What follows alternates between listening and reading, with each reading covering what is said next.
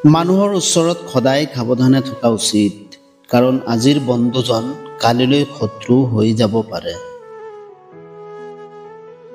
এবাৰ সুখৰ হাঁহি মাৰি দিয়া, কন্দুৱাবলৈ মানুহৰ লাইন লাগি যাব। চৰিত্ৰ ভাল হোৱাটো বেছি জৰুৰী, চেহেৰাটো এডিট কৰিলেও ভাল হয়। কোনো মানুহক কেতিয়াও উপলুঙা নকৰিবা, কাৰণ ভৱিষ্যতে কেতিয়াবা হয়তো তুমি তেওঁৰ ওচৰতে হাত পাতিব লগা হ'ব পাৰে। মানুহ যেতিয়াৰ পৰা টকা চাই সন্মান কৰা আৰম্ভ কৰিছে, তেতিয়াৰ পৰাই আমাৰ সমাজত জ্ঞানী মানুহৰ মৰ্যাদা কমি গৈছে আৰু টকা থকা মানুহৰ মূল্য বৃদ্ধি হৈছে। অৱহেলা শব্দটি বহুত সৰু, কিন্তু ই হ'ল সকলোতকৈ বেছি যন্ত্ৰণাদায়ক।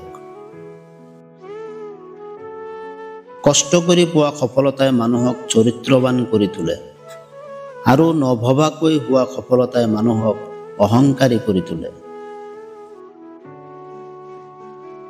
সদায় সত্যবাদী মানুহৰ লগত বন্ধুত্ব কৰা উচিত, কিয়নো সেইসকলে ভাল দিনত মূল্যৱান সম্পদ আৰু বেয়া দিনত প্ৰতিৰক্ষক হৈ থিয় দিয়ে।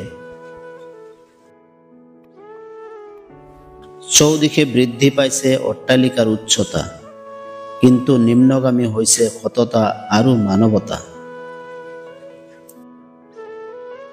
কালি যি হৈ গ'ল সেয়া পাহৰিবলৈ সাহস লাগিব, আজিৰ সৈতে যুঁজিবলৈ শক্তি লাগিব, কাইলৈ কি হ'ব ভালেই হ'ব বুলি ভাবিবলৈ ভৰসা লাগিব। আচলতে মানুহ নিজৰ দৃষ্টিত ভাল হ'ব লাগে, সমাজৰ দৃষ্টিত পৃথিৱীখনেই দেখোন বেয়া। বন্ধুত্বৰ মাজতো এটা সীমা থকা উচিত, নহ'লে কিবা এটা লৈ যদি কাজিয়া হয়, তেনেহ'লে আপোনাৰ দুৰ্বলতাৰ সুযোগ ল'ব।